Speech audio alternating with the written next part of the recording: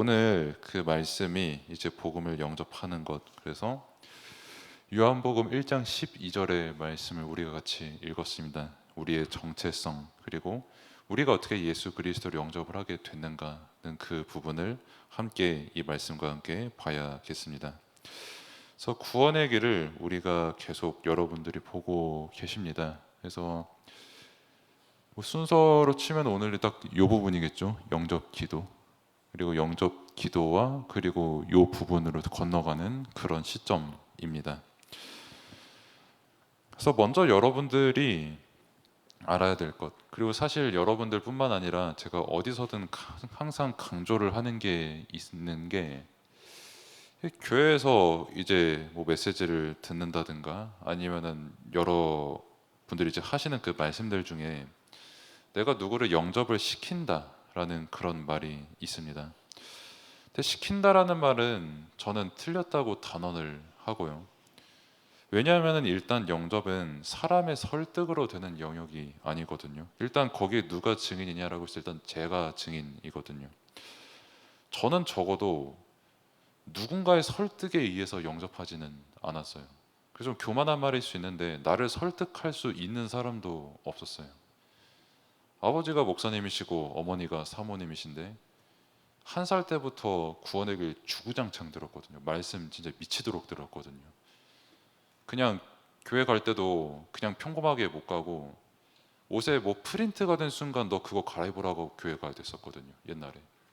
그만큼 여러 가지 많이 보고 또 말씀도 많이 듣고 또 어떤 몇 명의 교수들도 만나고 이렇게 했었지만은 도저히 설득이 안 되더라고요. 그리고 뭐 엄청 많이 읽었다까진 아니더라도 그래도 어떤 구원에 대한 갈급함 때문에 책도 몇십 권, 몇백 권을 읽었던 것 같아요. 뭐 철학과 종교와 정치까지, 역사도. 근데 그게 하나님을 만난다라는 것을 하는 그 근본적인 원인은 제게 안 됐거든요. 그러면은 언제 영접이 됐냐? 언제 내가 예수가 그리스도구나라고 깨달아졌냐라고 했을 때 하나님의 때에 그게 믿어졌습니다. 정말 사람의 방법으로는 진짜 방법이 있고 방법도 없고 구원받을 방법도 없고 스스로 구원할 방법도 없고 내게 진리가 될 수 있는 게 없구나라는 게 하나씩 하나님의 은혜로 깨달아지면서 나는 이게 구원이구나 라고 하나님께서 깨닫게 하셨거든요.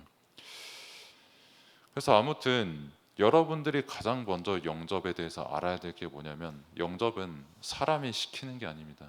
영접은 하나님께서 은혜로 주셔서 우리가 그리스도를 만나는 겁니다. 이거를 여러분들이 평생 기억해야 됩니다. 그럼 이제 영접이라는 단어가 사실 뭔지 잘 모르잖아요. 어려운 단어니까. 영접이 뭐냐면 손님을 맞아서 대접하는 일입니다.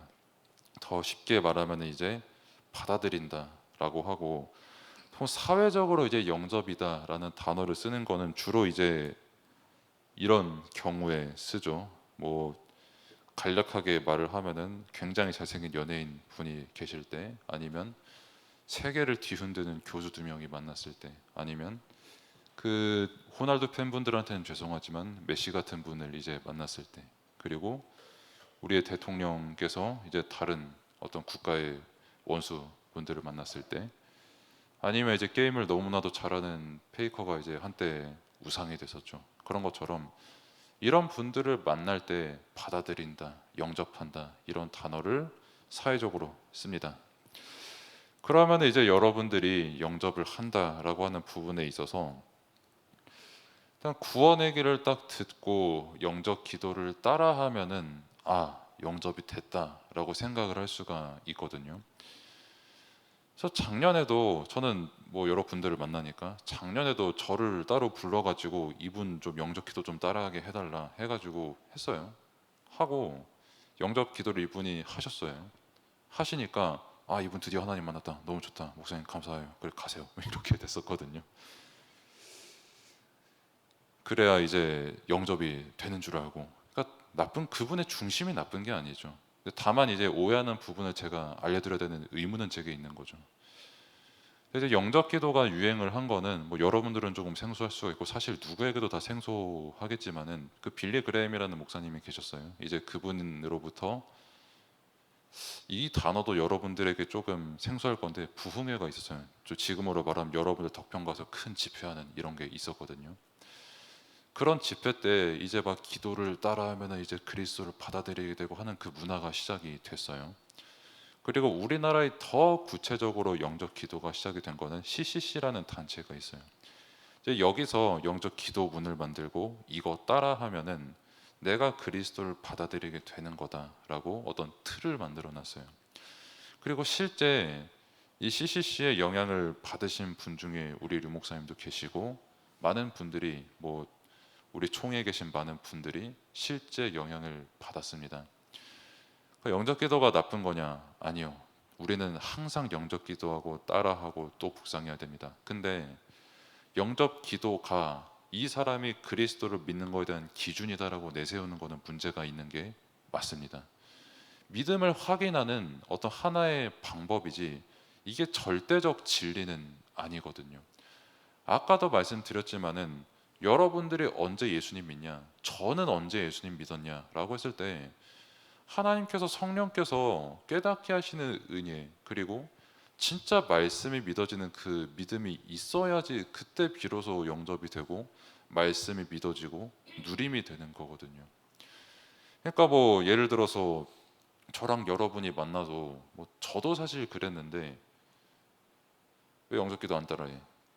저는 약간 그 소위 말해 싸가지가 없는 사람이라서 따라하라 그러면 더 따라하기 싫거든요. 뭐 되게 내로남불인데 안 따라합니다 하고 집에 가지고 그래도 해볼까 하고 하는 그런 성격인데 집에 가서 뭐 따라 하든 말씀을 읽든 뭐 어떻게 됐든 뭐 그때 뭐 안 따라 한다라고 해서 영접이 안 되는 게 아니라 그 모든 것을 두고 하나님께서 여러분들에게 은혜를 주시고 지금도 여러분들에게 은혜를 주시는 시간표입니다. 그래서 내가 지금 당장 믿어진다 안 믿어진다 이것도 물론 기준이 되지만 더 중요한 거는 여러분들에게 지금 믿음을 주려고 하나님께서는 끊임없이 여러분들에게 말씀을 주시거든요.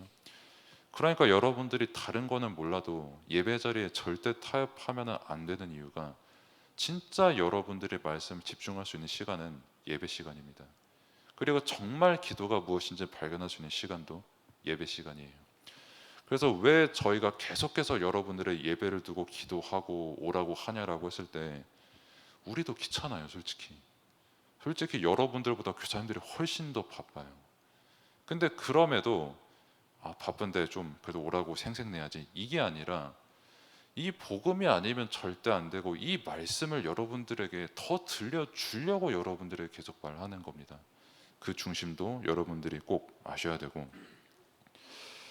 또 영접이 되면은 일단 하나님이 믿어지고 또 예수 그리스도가 나의 주인이신 게 믿어집니다. 그리고 가장 큰 변화가 뭐냐면은 내가 생각했던 것과 비교할 수 없는 그 예수 그리스도의 가치가 발견이 돼요. 삶의 모든 것에서 발견이 됩니다. 인간의 한계가 이런 거로구나. 사람들이 나만 옳아, 나만 훌륭해, 나만 잘 살면 돼 하는 그 생각들 속에서 세상이 저지경이 됐구나. 질서가 파괴되고 자기만 알고 우상은 더 크게 세워지고 할 수밖에 없는 게 인간의 영적 상태인데 그 모든 것에 빛이 되시고 답이 되시는 게 예수 그리스도구나 라는 그 가치가 발견이 됩니다. 그리고 솔직히 말하면 저는 여러분들의 나이 때 예수님의 존재도 안 믿었고요.